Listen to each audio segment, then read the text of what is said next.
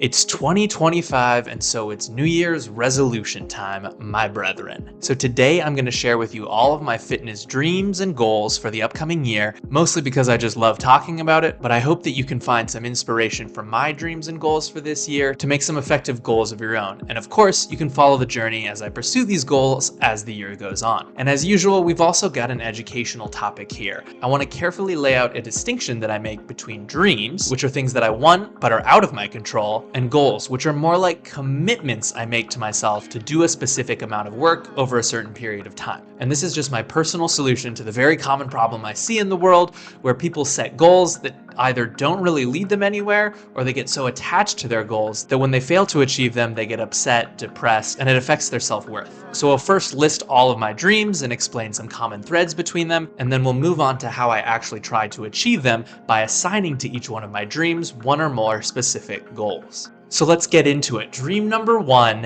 is to squat 135 kilograms. Why this number? Well, it's more than I've ever squatted before, obviously, but it's also more than I've ever deadlifted before. So if I'm able to squat 135 kilos, I think that would represent a significant leveling up of my lower body and just overall strength. And it's definitely going to be the Zercher squat because that's what I've been working on right now. My second dream is to finally achieve the full front lever. About 2 years ago, I worked up to a straddle front lever, which I was super happy about, but that was during a period of time when my elbow tendonitis prevented me from training pull-ups whatsoever, so I could only really do straight arm pulling. I was happy with that achievement, but haven't really touched the front lever since. Since that time, I recovered from my elbow tendonitis and have started pulling in earnest again, and I'm definitely stronger on pull-ups than I've ever been, so I think as I get stronger throughout the year, it'll be a good time to attack the front lever again. However, with the squat dream, I'm going to be putting on some leg mass this year, and I'm also just going to be heavier than I've ever been in my whole life, so it's going to be a bit of a challenge, and I honestly have no idea whether I'll be able to get it this year or not.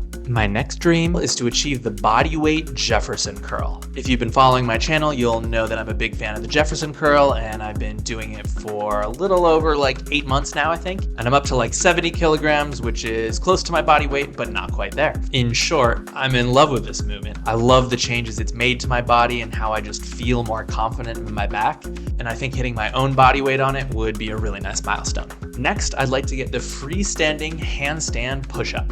I've been on a bit of a mission for the last 2 years to improve my shoulder strength using barbells and dumbbells mostly, and I've made a lot of progress in this. I recently hit a 74 kilogram partial range of motion overhead press, pin press essentially, which at a body weight of 85 kilograms, what I am right now, is approaching the strength level that I'd need to start focusing directly on the handstand push-up.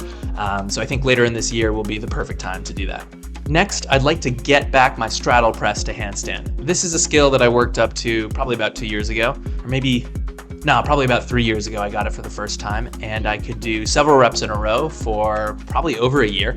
But then I had a very bad wrist sprain basically a year and a half ago, and for almost an entire year I wasn't able to do hand balancing at all. For about 9 months I couldn't even do push-ups unless I used like parallettes to keep my wrist neutral.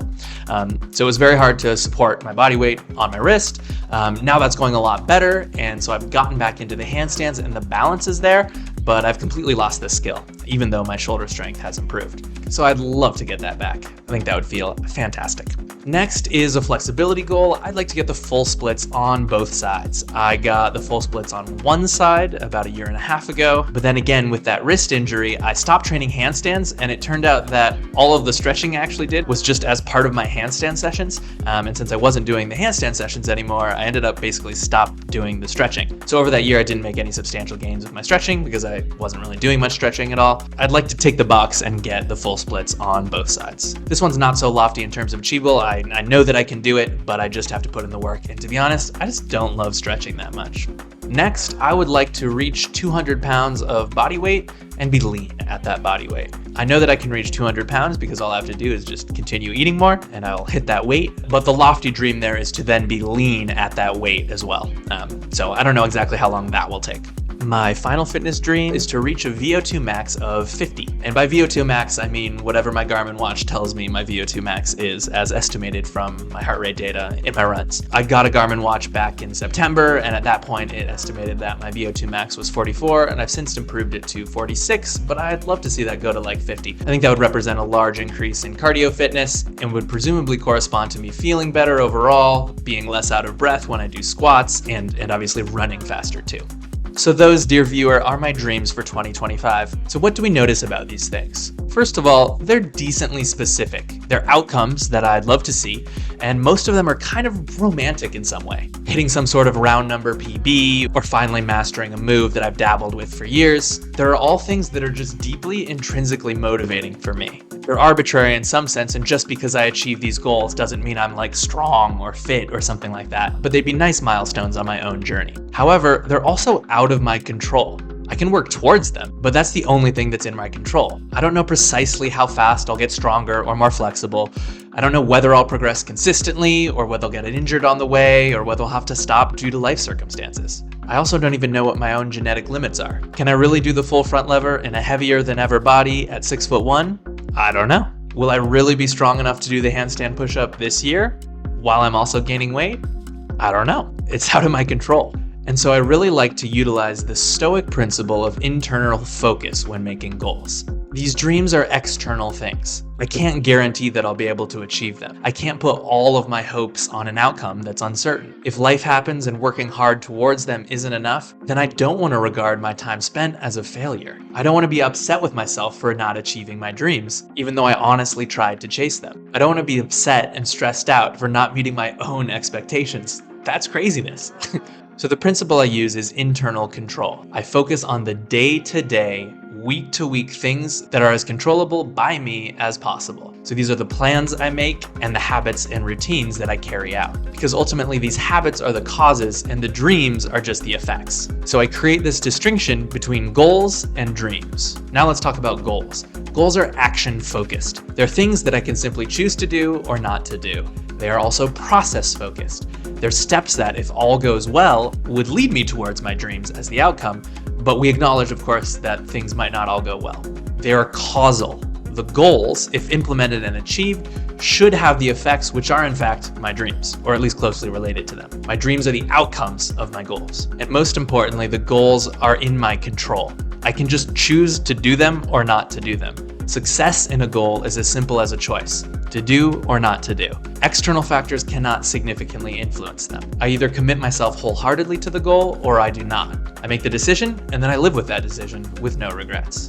Finally, the goals themselves might not be extremely motivating in themselves, at least at first. Sometimes goals are just boring. Like for example, one of my goals is to stretch after every run. And honestly, I'm not that excited about it. But I know that if I do that, I give myself a very good chance of achieving the full splits. However, I do believe it is important to cultivate a deep belief that these goals are actually fun and a love and trust for the process. For instance, I was originally really motivated by achieving the handstand push-up itself, but now I legit love slowly adding kilograms to my overhead press. I'm getting stronger and I fucking love it. It's so much easier to see the progress in this than it is with the handstand push-up itself.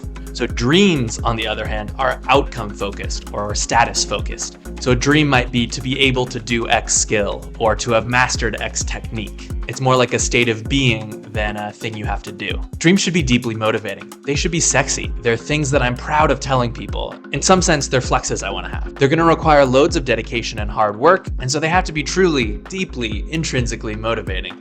You gotta actually want the thing. And finally, they're out of my control. While I can still take actions that can cause me to move closer to that dream, how far I get and whether or not I ultimately succeed is out of my control. My health, my genetic potential, whether or not I get injured, whether life circumstances change, etc., all can prevent me from getting to where I want. And as such, I am detached from these dreams. I'm motivated by them, but I'm detached from them. I do not pin my self-worth on achieving these dreams. Not at all. The sage treats dreams like straw dogs. My focus and my self-assessment of doing well or trying hard applies to the goals, not to the dreams.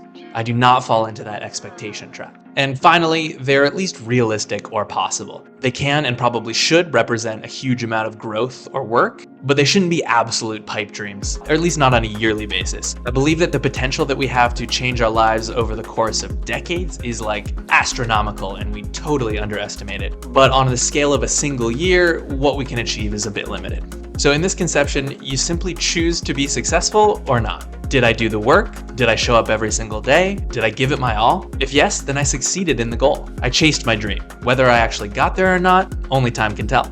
So you might be saying, John, this is just a psychological trick. Yup, and it works. Psychology is real and very powerful, so why not use it? I also don't want to falsely present myself as some sort of like rise and grind type guy. That ain't me. I like to sleep in. It just means that my self-worth is attached to consistent hard work over time, but I'm also not just doing the hard work for the sake of hard work. The goals are paths to meaningful dreams. The dreams are arbitrary and individual to me, and so the way I go about achieving them might not look like how you would want to do it. For instance, my goals often involve some limits that I set for myself that I don't want to surpass, even though I know that doing so might make the journey shorter or easier. For instance, in squatting, I'm only going to do one leg day per week, and I'm only going to do one session of squats per week. No more, because I don't want it to take over my life, and I want more of my recovery and energy to be going towards my upper body goals. For flexibility, I honestly don't love stretching, so I don't want to do it a lot. So I'm going to limit myself to only doing infrequent, brief, high-intensity stretching. Another example is the front lever. I'm training legs for like the first time in my life, and I'm actively gaining weight. So if I've achieved this, it'll be in the heaviest body that I've ever had. So it's not like on easy mode. I'm not sacrificing everything for these goals, and I don't need to truly give every conceivable possible effort or make every possible sacrifice in order to make them happen. I'm happy to do hard, meaningful work within the confines of what I personally find acceptable for my overall life satisfaction and lifestyle, right? So you, of course, need to find what that means for you. So now let's go back, review each of my dreams, and see how I turn those into goals. So I want to squat 135 kilograms. So how I think about this is, what process or habit would make that happen? Well, basically two things. Squatting frequently and gaining some lower body mass would probably make that happen. So I made for myself two different goals for the year. Goal 1 is to complete a leg day workout every week in 2025. I already got a head start in 2024. I've been doing Zercher squats and split squats and Nordic curls roughly once a week for the past couple months, and I'm making great progress. The second goal related to this is to continue doing step bulking up to 90 kilograms. I know that if I gain a bunch of weight and I also squat heavy, I'll probably get some muscles that'll help me squat more. So that one dream has two goals associated with it. Now the full front lever. So the goal here is going to be to train pull-ups twice a week in order to make my lats stronger. And the second goal is to implement front lever pull variations around halfway through the year, or whenever I think I'm like close enough to start actively putting specific energy into it. For the dream of the bodyweight Jefferson curl, my goal is to do one set of Jefferson curls every week. That's it. I know that if I keep the habit, I'll slowly get stronger, but I don't know exactly how much stronger and exactly how fast that will happen. For the handstand push-up, goal number 1 is to train the overhead press twice a week, and goal number 2 is roughly halfway through the year to implement a specific handstand push-up against the wall to get more and more specific towards the goal as I'm closer and closer in my strength levels to reaching it. And this is just because the handstand push-up is a very technical skill, I imagine, although I've never done it. For the dream of getting back my straddle press to handstand, my goal number 1 is to do the pancake stretch at least once a week. And goal number 2 is to implement some dedicated handstand practice in the mornings while I'm making my coffee. The combination of these two habits should be enough to do it. For the dream of getting the full splits on both sides, the goal here is simple: just stretch for 5 to 10 minutes after I do each run. For the dream of reaching 200 pounds and being lean, goal number 1 is to just continue step bulking up to 200 pounds. That's pretty straightforward. And then sort of phase 2 of this is, once I reach that weight, maintain that weight by eating a maintenance amount of food while continuing to train in exactly the same manner. That should help me recomp to a little bit leaner, I imagine. And finally, for the dream of getting a VO2 max of 50, I'm gonna run 2 to 4 times a week, including at least one zone 2 long run and one high intensity interval workout. So I'll make a few practical observations about these goals. First of all, they're all pretty damn easy to work into my schedule because I already have a training habit. I already work out a few times a week and I know how to apply progressive overload. I'm getting better and better at auto-regulating as well. So I just have to modify my training a little bit to make my workouts more specific to my goals, which are in turn specific to my dreams. However, these goals are not that specific in terms of implementation, because I know that iteration is the best way to go about training. For instance, I'm committed to working on my overhead pressing strength every week, but will it be best to add specific handstand push-up work on top of my existing OHP work? Or should I substitute some of my volume pressing weights for specific handstand push-up work? Or should I grease the groove on the handstand push-up because it's heavily skill dependent? Should I do floor variations or parallel variations? I don't know yet. I just have to try some of these things. I'll make my best guess, I'll do the damn work, and then I'll adjust and iterate in real time. Maybe I'll end up practicing 4 times a week, or maybe I'll find I get the best results by just doing one mega session once a week and then recovering. I don't know, but the implementation of it is something to be worked out later and not to get bogged down in. Finally, a lot of these goals actually overlap. I'm building the stretching work into the running work, and I'm stacking those habits together. All of the strength goals will be very readily programmed into a full body program because they're independent goals, but they all separately utilize different parts of my body. So basically, I'm just committing to like 2 or 3 strength workouts a week and 2 to 4 runs a week, which you already do.